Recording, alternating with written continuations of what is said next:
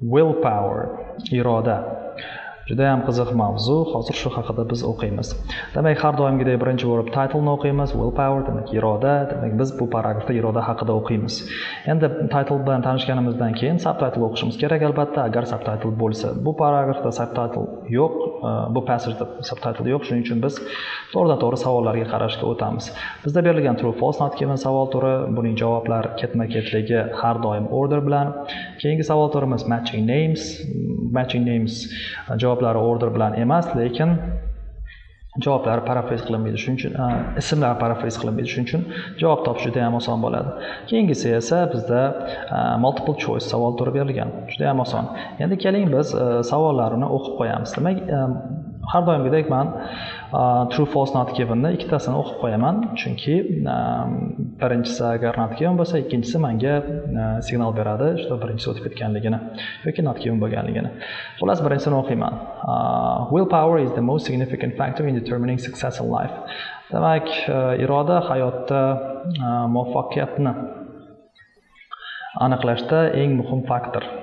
Bu yerda the most important degan joyiga qarashimiz kerak, ya'ni eng muhim. Bu yerda superlativ ketyapti. Passagedan ham aynan superlativni topishimiz kerak. Bilib qo'ying, comparative yoki superlativ savolda berilgan bo'lsa, passageda ham xuddi shunaqa comparative yoki superlativ topsangizgina true yoki false olasiz. Aks holda not given olishingizga to'g'ri keladi ko'p hollarda. Keyingisi, people with more free time typically have variable power. Demak, ko'proq bo'sh vaqti bo'lgan odamlar da yaxshiroq iroda bo'ladi. Yaxshi tushunib oldik buni. Endi kelamizda bu savol turi. Matching names o'qib o'tirishim shart emas. Chunki o'sha o'qigan birinchi paragrafimda agar ismlar chiqsa, keyin kelib qarasam bo'ladi. Bo'lmasa men bekorga vaqtimni ketkazgan bo'laman hozir. Hozir men tezda ko'z yugurtirsam ham bo'ladi. Даже mana A paragrafga qaraydigan bo'lsam, bu yerda ism ko'rmayapman. Demak, men A paragrafdan baribir matching namesning javobini topa olmayman. Shuning uchun vaqtimni ketkazib o'qib o'tirmayman. Bu savol turini esa o'qib olsam bo'ladi. Which of the following is not mentioned as a factor in willpower? Demak, irodaga ta'sir qiluvchi omil sifatida quyidagilardan qaysi biri berilgan? Demak, ta'sir qiluvchi omil sifatida berilmagan. Demak, men bu yerdan ko'pchiligi berilgan bo'ladi. Bu yerdagi ta'sir qiluvchi omil sifatida men mana shu aynan ta'sir qiluvchi omil deb hisoblanmaydigan narsani topishim kerak ekan. Okay, lekin buni men birinchi paragrafdan topish ehtimolim kam, chunki ta'sir qiluvchi omillar butun demak passage bo'ylab yoyilgan bo'ladi. Men uni o'qib chiqib, oxirida qaysi biri yo'q ekanligini topsam bo'ladi. Shunaqa tarzda topiladi javoblar. Endi kelinglar mana A paragrafni o'qiyman. So, although willpower does not shape our decisions, it determines whether and how long we can follow through on them. It almost single-handedly determines life outcomes. Interestingly, research suggests that the general population is indeed aware of how essential willpower to their well-being. Survey participants routinely identify lack of willpower as a major impediment to making beneficial life changes. There are, however, misunderstandings surrounding the nature of willpower and how we can acquire more of it. There is a widespread misperception, for example, that increased leisure time would lead to subsequent increases in willpower. Yaxshi, men bu yerda ikkita savolga javob topdim. Single-handedly determines life outcomes. Bu yerda hozir it almost single-handedly referencing ketyapti. Bolalar, referencing juda ham muhim narsa. Demak, ishora qilyapti. Hozir it deb u deyarli bitta o'zi hayotdagi muvaffaqiyatlarni aniqlab beradi deyapti. Demak, bu it bu yerda willpowerga ishora qilyapti. Ya'ni bu o'sha iroda. Demak, iroda deyarli bir o'zi hayotdagi muvaffaqiyatlarni aniqlab beradi. Demak, bizda mana bu yerdagi savol shunday edi. So, willpower is the most significant factor in determining life success. Success in life, right? Okay, kimlardir partalarni jityapti, ovozda eshitayotgan bo'lsa, kechirasiz. Xo'p. Xullas, mana bu yerda true bo'ldi. Nimaga? Chunki demak the most significant factor in determining success in life debdi. Demak, hayotda eng muhim demak hayotdagi muvaffaqiyatni aniqlab beradigan eng muhim faktor degan. Bunda esa deyarli bir o'zi hayotdagi muvaffaqiyatni aniqlab beradi. Bir-biriga paraphrasing bo'lib turibdi. Demak, true. Keyingisi esa mana bo'sh vaqti ko'p bo'lgan odamlar odatda kuchli willpower bo'ladi. Xullas bu yerda esa bu aytyapti there is a widespread misperception. Demak, keng tarqalgan noto'g'ri tushuncha bor deyapti. Demak, undan keyingi gapida esa o'sha leisure time yaxshiroq irodaga olib boradi degan noto'g'ri tushuncha bor. Ya'ni bu narsa noto'g'ri demoqchi bo'lyapti. Shuning uchun ham bu false bo'ladi. The free time bilan leisure time deyarli bir xil narsa. Endi biz davom etamiz, faqat davom etishdan oldin keyingisini ham o'qib qo'yamiz. Willpower mostly applies to matters of diet and exercise. Yaxshi, willpower ko'proq shu diet va exercise ga bog'liq narsa demoqchi bo'lyapti. Keyingisi esa the strongest indicator of willpower is the ability to choose long-term rather than short-term rewards. Okay. Yaxshi, bu yerda ikkalasi solishtiryapti, ya'ni willpowerning eng kuchli ko'rsatkichi shuki, demak, uzoq vaqtli demak reward tanlay olish, xullas qisqa vaqtli rewarddan ko'ra uzoq vaqtli reward tanlay olish qobiliyati willpowerning eng kuchli ko'rsatkichi deb aytilyapti. Endi reward degani bu sovrin yoki sovg'a, shunaqa tushunsangiz bo'ladi qandaydir.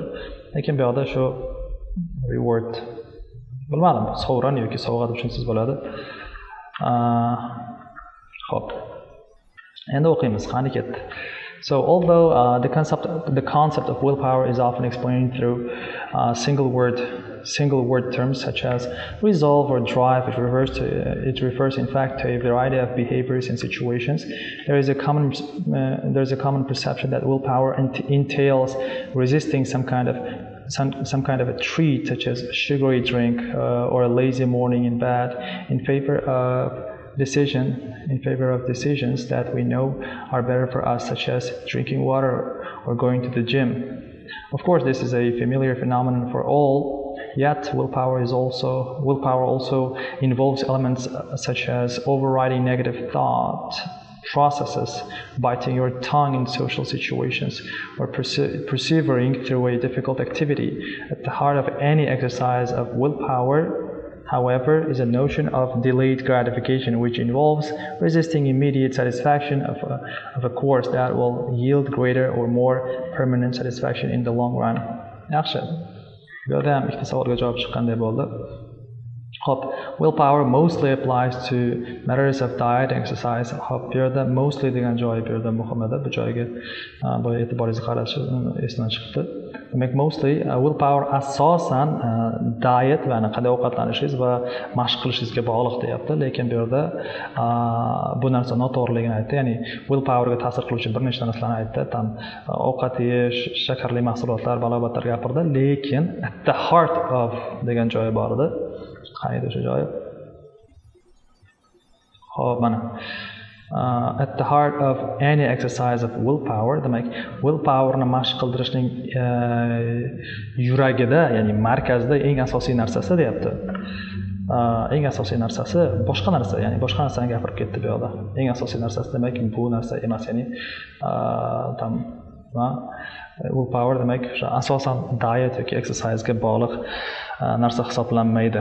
Shuning uchun ham 29 yana false bo'ladi. Endi 29 false, endi 30 ga qaraymiz.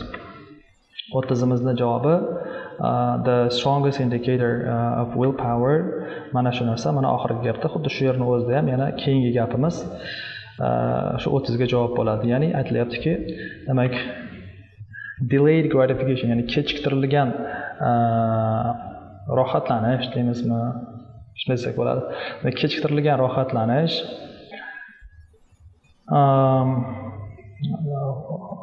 hop, resisting immediate, which involves plus darrov bir narsadan qoniqishni kechiktirib turish, чтобы keyinroq ko'proq yoki har doim davom etadigan shu rohatlanishga yetib olish uchun hozir darrov rohatlanishdan voz kechib tura olish qobiliyati bu o'sha irodani markazida turuvchi narsa deyapti, ya'ni irodani asosiy qismi deyapti. Bu yerda 30-savolda ham xuddi shu narsa berilgandi. Yana bu yerdagi o'sha long term rather than short term rewards degani, short term reward bu o'sha nima mana bu immediate satisfaction, bu short term rewardga to'g'ri keladi. Ya'ni darrov rohatlanish, keyin more permanent satisfaction in the long run deganimiz o'sha bu yerdagi long term ga to'g'ri keladi. Shuning uchun ham bu 30 demak shuga to'g'ri keladi. Ko'rib turibsiz, bu yerdan yana ikkita savolga javob chiqdi va bu yerda hali ismlar chiqqani yo'q. Shuning uchun ham men ayta olamanki, B paragrafdan matchingimizga hali javob chiqmaydi. Endi davom etamiz keyingilarini yana. Demak, researchers have studied the genetic basis of willpower. Yaxshi, demak olimlar genetik asosini o'rganib chiqdi. Irodani shunaqa ma'lumot topsak true bo'ladi. Agar topsak topa olmasak, demak not given, agar unaqa narsa qidirmagan degan qandaydir qarama-qarshi ma'lumot topsak false bo'ladi. Keyin levels of willpower usually stay the same throughout our lives. Demak, irodaning darajasi butun umrimiz davomida bir xil turadi deyapti. Yaxshi. Keyin oxirgisini o'qib qo'ysam bo'ladi. Regular physical exercise improves our willpower ability. Xo'p, doimiy mashq qilib borish bizni iroda qobiliyatimizni rivojlantiradi. Okay. Endi kelamiz C paragraf. Scientists are making general investigations into why some individuals are better able than others to delay gratification and thus employ their willpower, but the genetic or environmental origins of this ability remain a mystery for now. Wow. Hurmatli do'stlar, bizda svet o'chib qoldi. Toshkent, lekin baribir siz o'chyapti. Hayronman. Mayli. Biz davom etaveramiz sizlar bilan. Xo'p. To'g'ri tushunasizlar degan umiddaman, O'zbekistondamiz. Sizlarga mana yordam beraman deb turib, qanaqadir kontent yaratyapman, lekin bizda svet o'chib yotdi. Mayli, biz davom etaveramiz. Xullas, mana bu yerda olimlar degan so'z chiqdi o'sha.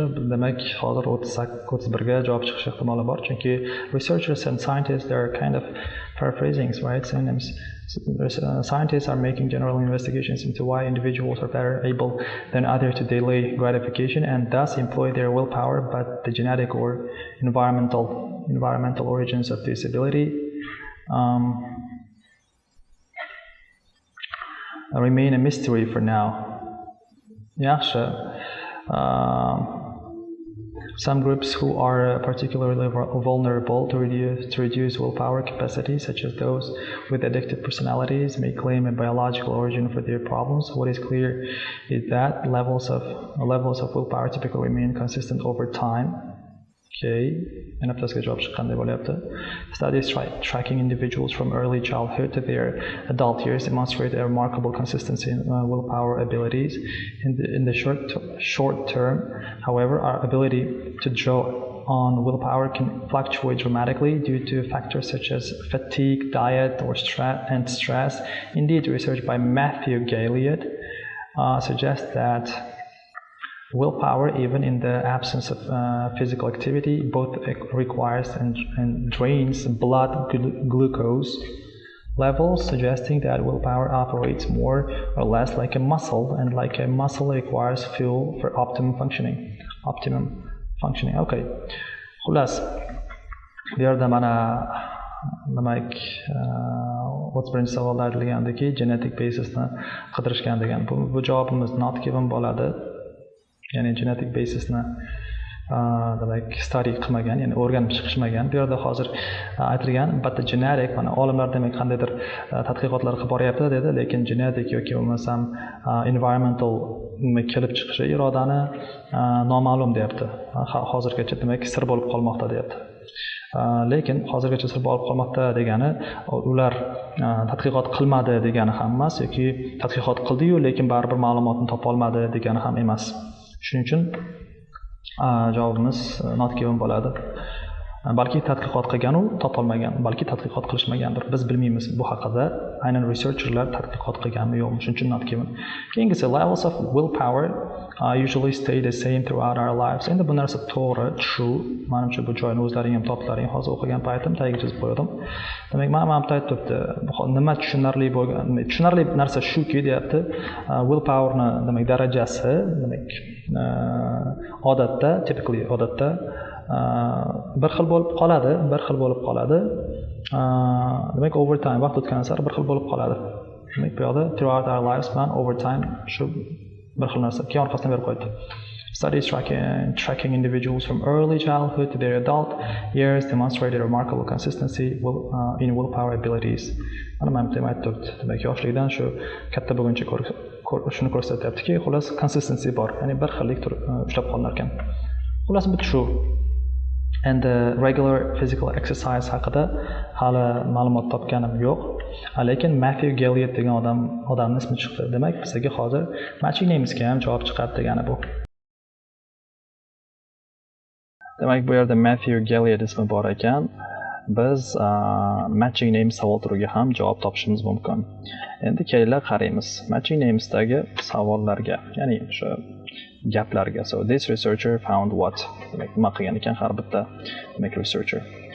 Qaraymiz. Identified a key factor that is necessary for willpower to function. Okay. Siz bu yerda function degan so'zni ko'rib, bu yerdagi function degan so'zni ko'rib, bo'ldi. Demak, endi ikkita function degan so'z topdim. Demak, aniq javob mana shu deb o'ylab qolishingiz mumkin. Ya'ni o'sha Matthew mana shu fikrda aytgan. Lekin yo'q, to'xtashingiz kerak, unchalik shoshmang. Siz so'z darajasida emas, ma'no darajasida o'ylasangiz, tushunib yetasizki, o'sha Matthew buni key factor sifatida olmagan edi. Key factor sifatida olmagandi. Ya'ni shunchaki aytib, o'sha blood, ya'ni qondagi glyukoza darajasini demak talab qiladi va uni tushirib yuboradi yoki bo'lmasam nima deydi, quritib yuboradi yoki kamaytirib yuboradi ma'nosini beryapti drain. Xuddi mushakka o'xshab deyapti. Lekin key factor deb berayotgani yo'q. Shuning uchun bu javob to'g'ri kelmaydi. Lekin biz tushunib oldik, demak qayerdadir mana shunaqa bergan bo'lishi kerak. Endi keyingisi, ya'ni key factor, ya'ni aynan mana shu so'z bo'lishi ham shart emas, aynan qandaydir ma'no orqali berish kerak. Bu asosiy faktorlardan biri deb turib yoki asosiy faktor deb berish kerakda. Lekin bu yerda asosiy faktor yoki shunaqa bir ma'no ham yo'q. Shunchaki aytayapti, talab qiladi deb turib. Xo'p, keyingisi, suggest that willpower is affected by our beliefs. Yo'da belief haqida gap yo'q. Shuning uchun tushib ketaveramiz. Keyin examined how our body responds to the use of willpower. Tekshirib ko'rdi qanday qilib bizning tanamiz irodadan foydalanishga javob qaytaradi. Endi mana shu javobni Matthew Gilliard aytdi deb ayta olamiz. Matthew Gilliard desak. Nega? Chunki qarang, blood glucose-ni nima qilar ekan, mana hattoki demak mana shu aytib ketaylik, examine degan so'z bu yerda bo'lmagani bilan research by Matthew Gilliard degani Matthew Gilliard tomonidan tadqiqot degan ma'no beradi. Ya'ni u tomonidan tadqiqot bo'lsa, demak bu degani u examine qildi, ya'ni tekshirdi, shu narsani o'rgandi degan ma'no beradi. Demak, Matthew o'rgangan ekan nimani? Demak, o'sha willpower, iroda, hattoki jismoniy faoliyat bo'lmagan taqdirda ham talab qiladi, ham o'sha ishlatib yuboradi qondagi glyukoza darajasini kamaytirib yuboradi, ishlatib yuboradi yoki kamaytirib yuboradi desa bo'lar ekan. Xuddi o'sha mushakka o'xshab deyapti. Demak, body degan so'z bo'lmagani bilan o'sha qondagi glyukoza irodadan foydalanganimiz tufayli qondagi glyukoza demak kamayishi, mana shu uni respondi, ya'ni tanani javobi mana shunaqa bo'lyapti degan ma'no beradi. Shuning uchun bu to'g'ri bo'ladi. Endi bo'ldi, keyingisiga o'tamiz. Lekin mana shu yerda yana bitta narsaga javob chiqqanday bo'lyapti. Physical activity degan so'z bor ekan. Tepaga chiqsak, biz boya hammasini topgandikda, mana bitta regular physical exercise improves our willpower ability debdi. Demak, muntazam jismoniy mashq bizning willpowerimiz, ya'ni iroda qobiliyatimizni rivojlantiradi degan gap turibdi. Bu yerda esa physical activity, ya'ni jismoniy faoliyat.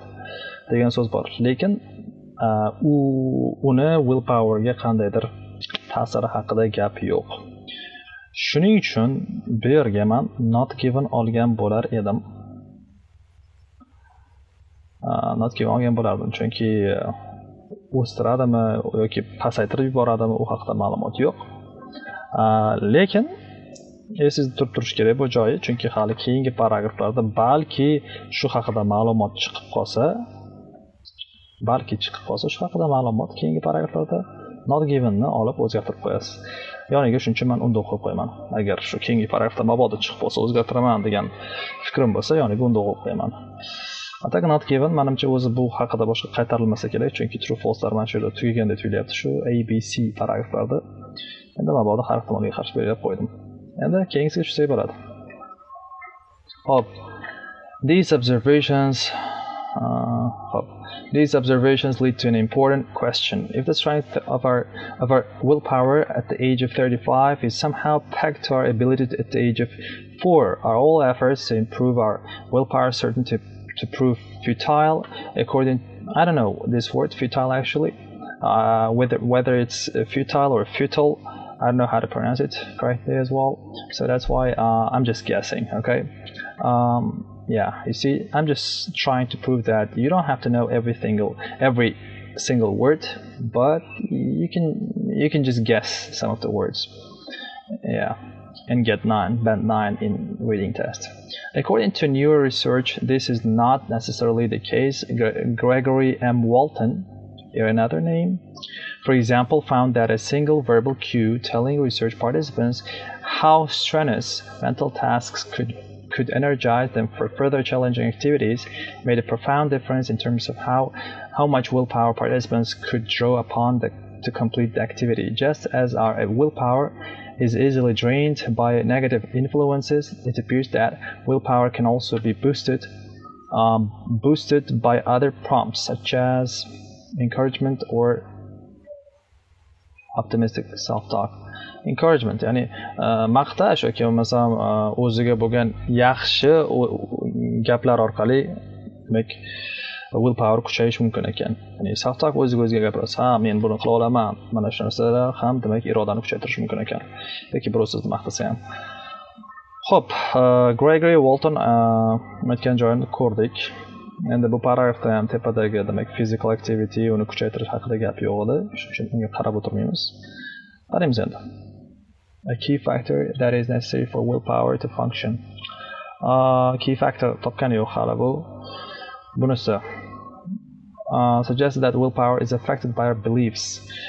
Belief shunga yaqinroq bo'ldi, lekin belief emas, ya'ni ishonchlarimiz emas, bu self talk o'zimizga o'zimiz gapirishimiz, o'zimizni ishontirishimiz emas, faqat o'zimiz gapirishimiz, ya'ni biz nimaga ishonayotganimiz emas. Keyin yoki birovni maqtashi. Shuncha tushmayapti. Keyingisi. Lekin agar boshqa variant umuman to'g'ri kelmasa, men shuni olgan bo'lardim.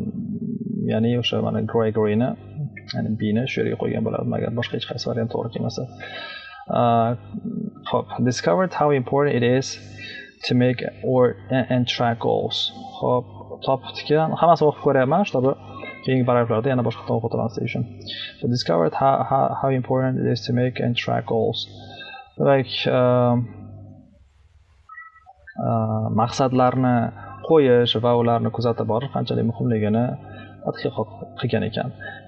Keyingisi esa found that taking actions to please others decreases our willpower. Demak, boshqalarni xursand qilish uchun harakat qilishimiz yoki birorta narsani bajarishimiz bizni irodamizni tushirib yuborar ekan. Qiziq ma'lumot. Bu yerda qarang, please degan so'zimiz o'sha iltimos emas, bu yerda fe'l ma'nosida kelyapti. Fe'l bo'lsa xursand qilmoq ma'nosini beradi. Keyingisi esa found that willpower can increase through simple positive thoughts. Mana bu 100% tushadi. Simple positive thoughts. Mana bundagi optimistic self-talk. Ya'ni kichik optimistic self-talk, oddiy unaqa yaxshi fikrlar, ya'ni o'zimizga o'zimiz gapirishimiz. Mana shu simple positive thoughts. Bu yerda esa belief, ya'ni ishonchimiz. Bu yerda bu kattaroq narsa, bu prosta tak emas. Bu yerda esa fikrlar. Yaxshi fikrlarimiz demak nima qilar ekan? oshirishi mumkin ekan willpowerni. Demak, mana shu to'g'ri keladi B. Xo'p, endi keyingisiga o'tamiz. Xo'p, ikkitagina paragraf qoldi o'zi. Xo'p, strengthening willpower thus relies on a two, demak, strengthening willpower thus relies on a two-pronged approach, reducing negative influences and improving positive ones. One of the most popular and effective methods simply involves avoiding willpower depletion triggers and is based on the old adage, out of sight, out of mind. Mana shu narsani men kanalda post qilgandim. Out of sight, out of mind. Qiziq idioma. Ko'zdan nari, ko'ngildan nari deb turib kanaldagilar o'zbekcha variantini berganda, o'zbekcha muqobilini menga yoqdi. Xo'p. In one study, workers who kept a bowl of enticing candy on their desk were far more likely to indulge than those who placed it in a desk drawer. It also appears that finding sources of motivation from within us may be important. In another study, Mark Muravan, okay, so there is a name, found that those who felt compelled by an external authority to exert self-control experienced far greater rates of willpower depletion than those who identified their own reasons for taking. Okay, let's see. Alright, far greater rates of willpower depletion than those who identify their own reasons for taking a particular course of action. Okay. This idea that our mental convictions can influence willpower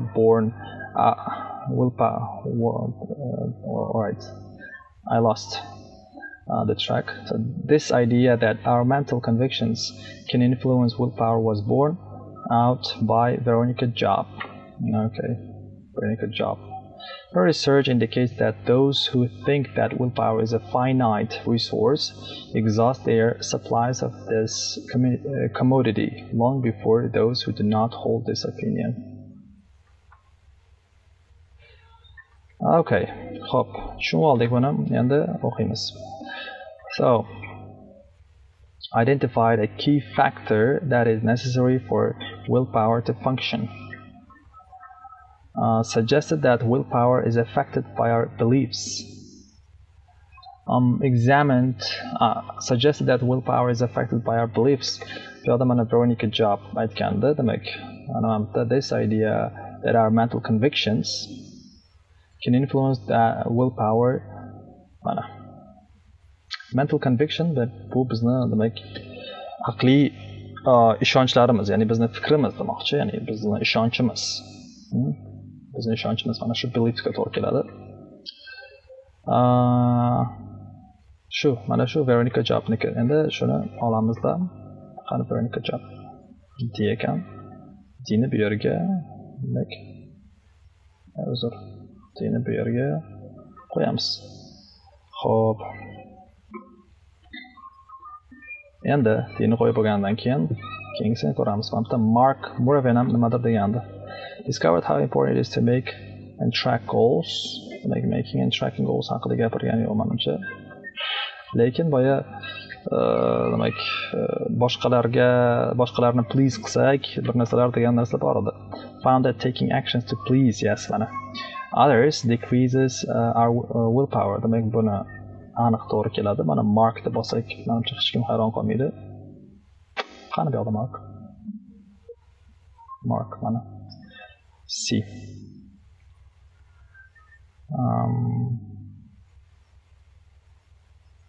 Demak mana shu. Xullas mana mamda aytib turibdi, demak o'sha boshqalarga nisbatan anchagina nima bo'lgan ekan, qiyin bo'lgan ekan. Qachonki odamlar demak boshqalarni aytganini qilsa,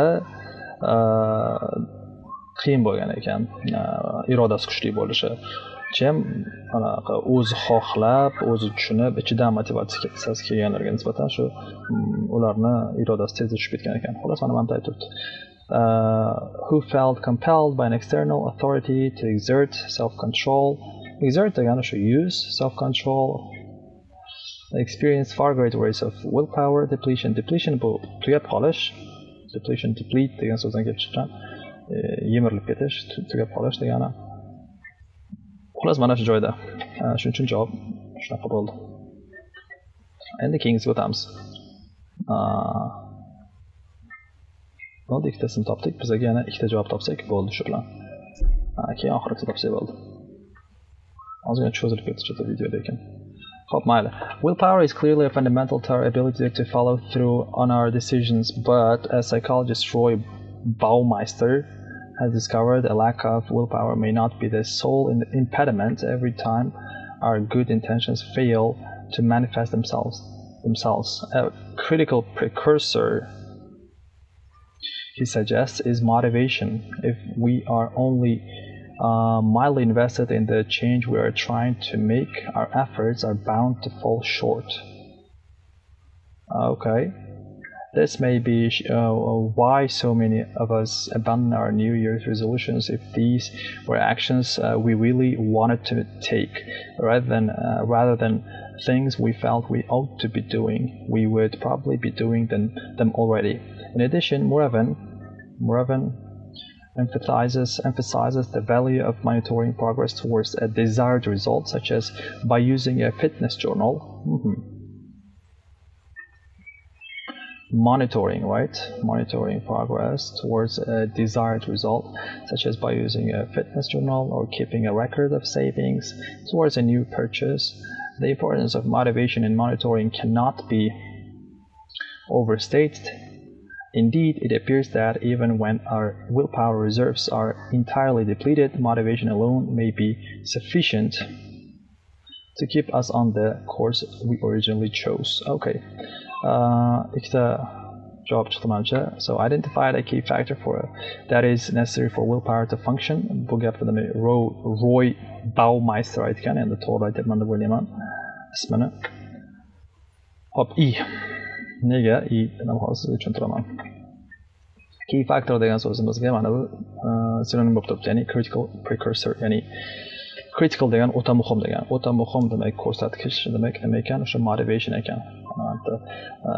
Irodani o'zi ba'zida yetmay qoladi, o'sha paytda demak motivation kerak bo'ladi deyapti. Mana ham aytyapti, identify a key factor that is necessary for willpower to function. Demak iroda ishlash uchun demak o'ta muhim bo'lgan narsa, ya'ni critical bo'lgan narsa, o'ta muhim bo'lgan narsa bu motivation deyapti. Demak o'sha motivationni siz bera olishingiz kerak.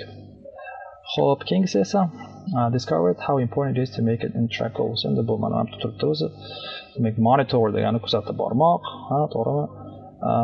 And keeping a record of savings, demak shu yozib borish, shu trackka to'g'ri keladi, track goals. Demak bu narsani esa shu Moravan aytgan. Moravanni topishimiz kerak buyoqdan. Mark Moravan ekan. Mark Moravan bu C. Okay. Ko'rib turibmiz, demak ikkita C bo'libdi bu yerda.